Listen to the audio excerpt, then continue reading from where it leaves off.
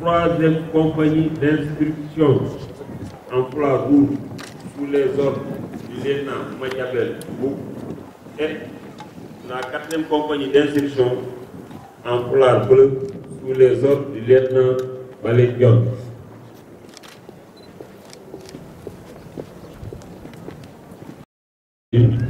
C'est en 2011 que le centre d'instruction des gendarmes auxiliaires SIGA a été transféré à Kébémer.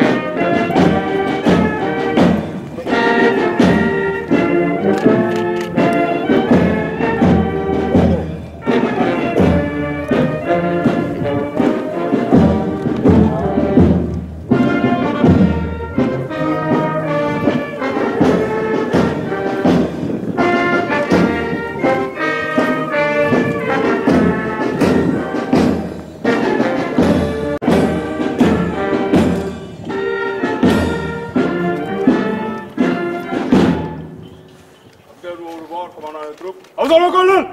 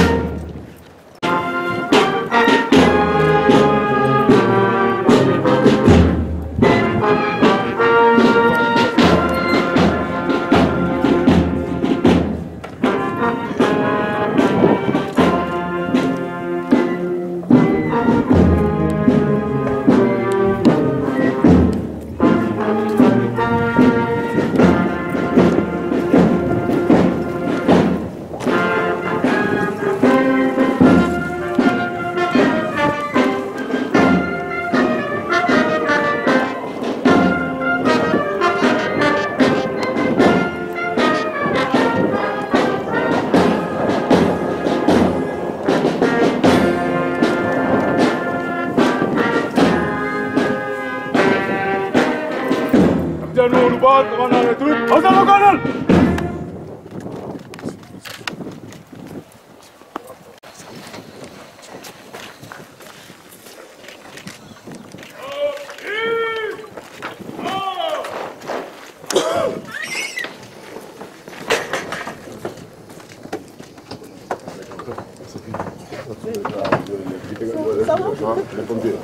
Ça va?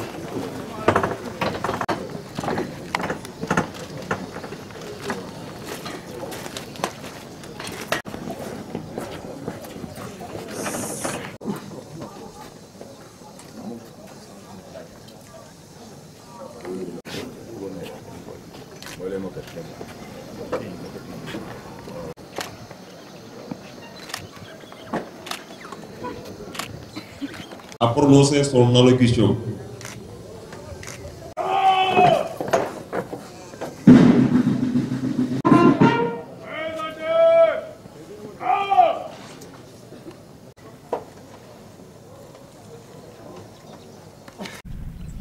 Monsieur le commandant, le colonel commandant de la Légion de gendarmerie de Saint-Louis,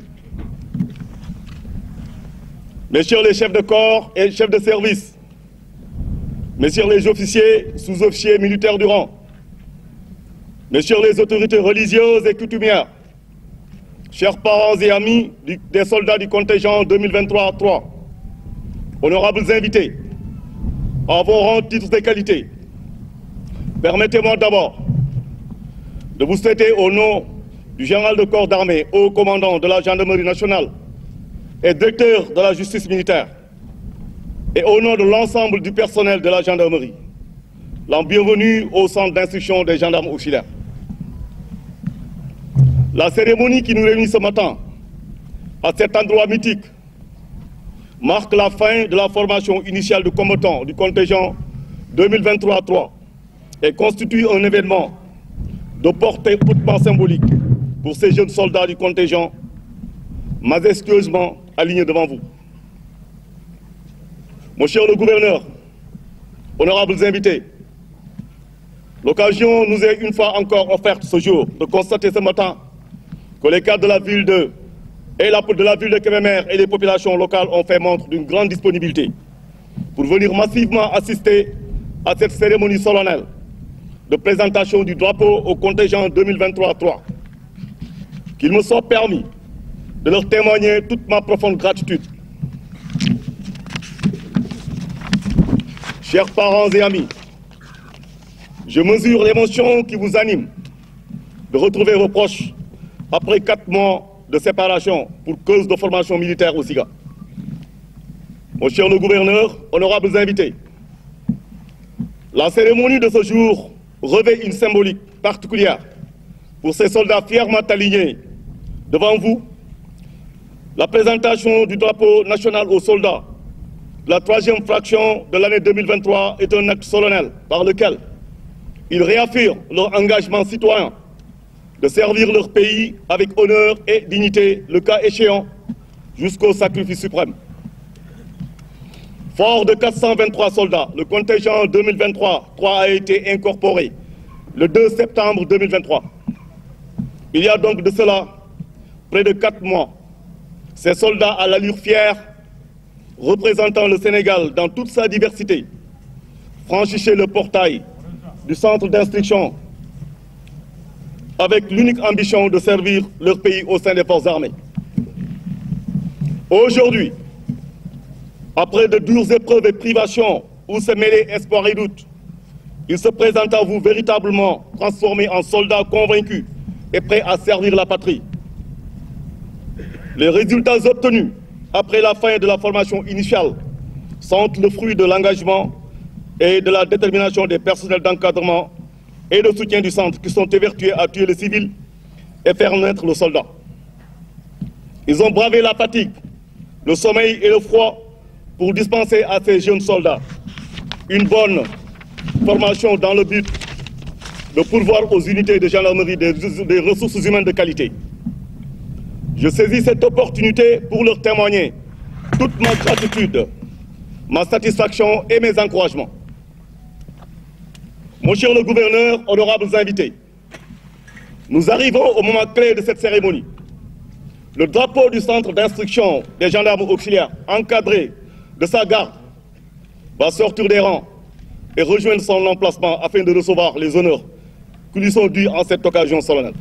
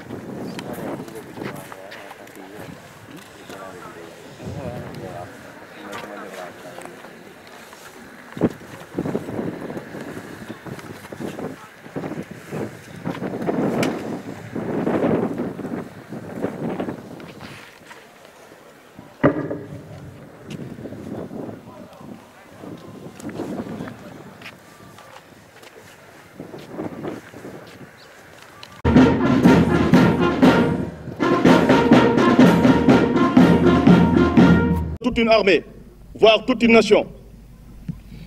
Le drapeau national porte haut et fort les valeurs de notre nation, son histoire et sa culture. Il est constitué de 3 bandes verticales et est frappé en son milieu d'une étoile verte à 5 branches. Ses couleurs sont le vert, le jaune et le rouge. Le vert, couleur de l'espoir, représente la foi d'un peuple qui croit en son avenir et en sa jeunesse. Le jaune, couleur de l'or et du soleil, symbolise la richesse, la prospérité et le bonheur. Le rouge, couleur du sang versé pour la liberté, mais aussi symbole de l'amour et du courage. L'étoile verte, figée au milieu de la bande jaune, exprime l'ouverture et symbolise aussi la perfection, la lumière et la connaissance. Ce drapeau devant vous est l'emblème national. Il porte en lettres d'or sur l'une des faces de sa toile fine et brillante l'inscription « République du Sénégal, centre d'instruction des gendarmes auxiliaires ». Sur l'autre face est marquée la devise de notre pays, un peuple, un but, une foi, et celle de notre glorieuse institution, honneur, patrie. Soldats du contingent 2023-3, vous êtes à présent imprégnés de la signification du drapeau national qui va faire un tour d'honneur devant vous.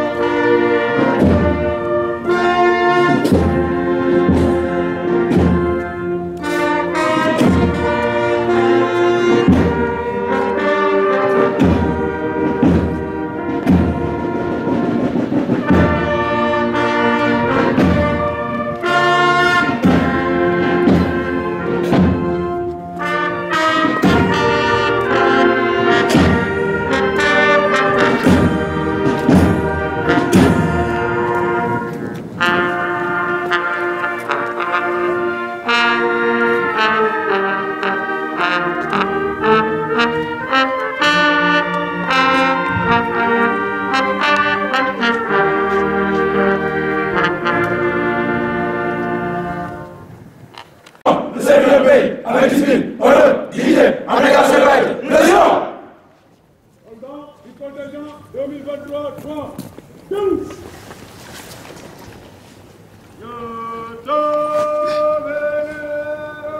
Oui, parti sacré.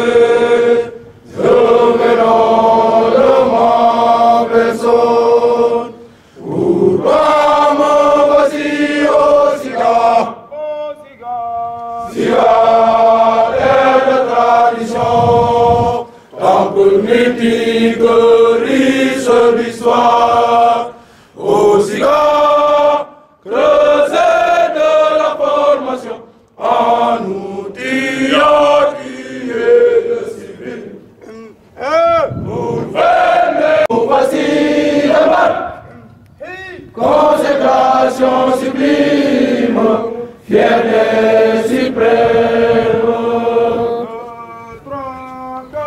Gloire au Seigneur, reconnaissance sommes-nous, Diamant abreuvé, vertu civique, doté de savoir-faire avéré, prêt pour le devoir pour le Sénégal éternel. Sénégal sanctuarisé, Sénégal éternel, confiance, assurance, de Sénégal éternel, de Sénégal prospère, éternité, prospérité pour le Sénégal. Abnégation et loyauté, et faire don de sa personne pour un Sénégal prospère et éternel. Tels sont, en résumé, les mots que vous venez de prononcer et chanter devant l'emblème national, en présence des autorités administratives, militaires, de l'encadrement des parents et amis venus d'horizons divers. Soldats du contingent 2023-3, cette prestation de serment constitue une étape importante dans votre engagement à servir la nation sénégalaise. Je vous demande de toujours vous rappeler de votre serment dans vos actions quotidiennes, car de nos jours, les défis sont nombreux et complexes. Votre formation qui va se poursuivre prendra fin dans 2 mois. À partir de ce mois, vous serez affecté dans les unités de gendarmerie nationale où vous serez appelé à jouer un rôle déterminant dans les activités opérationnelles. Et pour ces différentes tâches qui vous attendent dans un futur proche, je vous demanderai de prendre la pleine mesure de votre engagement, noble et citoyen, en ayant en permanence une attitude irréprochable. Sachez que vous êtes les sentinelles et le dernier rempart de la nation. En conséquence, vous devez faire preuve de discipline, de loyauté, de rigueur et de vigilance à toute épreuve. Faites du respect du règlement de discipline générale votre bréviaire et de l'observation des lois et règlements en vigueur dans notre pays, un principe immuable. De nos jours, l'utilisation effrénée des réseaux sociaux est un défi qui nous interpelle en tant que soldats. Je vous exhorte à en faire un bon usage et à distinguer clairement la frontière entre votre devoir de soldat et le besoin pressant de bénéficier des avantages liés à ces outils de communication et d'échange. Chers soldats de la 3e fraction du contingent 2023, il ne me reste qu'à vous souhaiter une bonne chance et plein succès pour la suite de la formation et dans vos futurs emplois au service de la gendarmerie nationale en particulier et de la nation sénégalaise en général. Monsieur le gouverneur, honorables invités, je ne saurais terminer mon propos sans remercier sincèrement le colonel Cheikh Diouf, commandant la Légion de gendarmerie de Saint-Louis, qui nous a fait aujourd'hui l'insigne honneur de présider cette cérémonie malgré son agenda chargé. Mes remerciements s'adressent également au colonel Tiendé Lefal, commandant la zone militaire numéro 2, qui a voulu répondre favorablement à notre invitation, ce qui témoigne du bel esprit de solidarité et de camaraderie qui prévaut dans la circonscription de la Légion de gendarmerie de Saint-Louis. Ces remerciements vont à l'endroit du colonel commandant le 12e bataillon d'instruction, dont le soutien constant démontre encore une fois de plus son attachement à cultiver cet excellent esprit de solidarité et de camaraderie qui sous-tend les réelles valeurs amicales entre les personnels des armées. Sans oublier toutes les autorités ici présentes et chacun d'entre vous pour la sollicitude dont vous avez fait montre en prenant de votre précieux temps pour assister à cette cérémonie. Puisse le bon Dieu, maître de tout destin, veiller sur chacun d'entre nous. Je vous remercie de votre aimable attention. Honneur, patrie.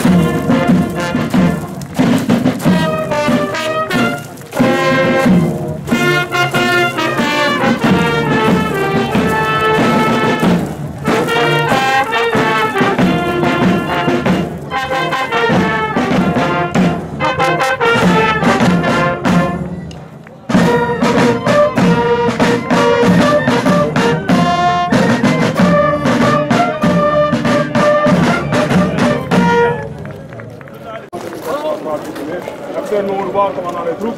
Azar au colonel!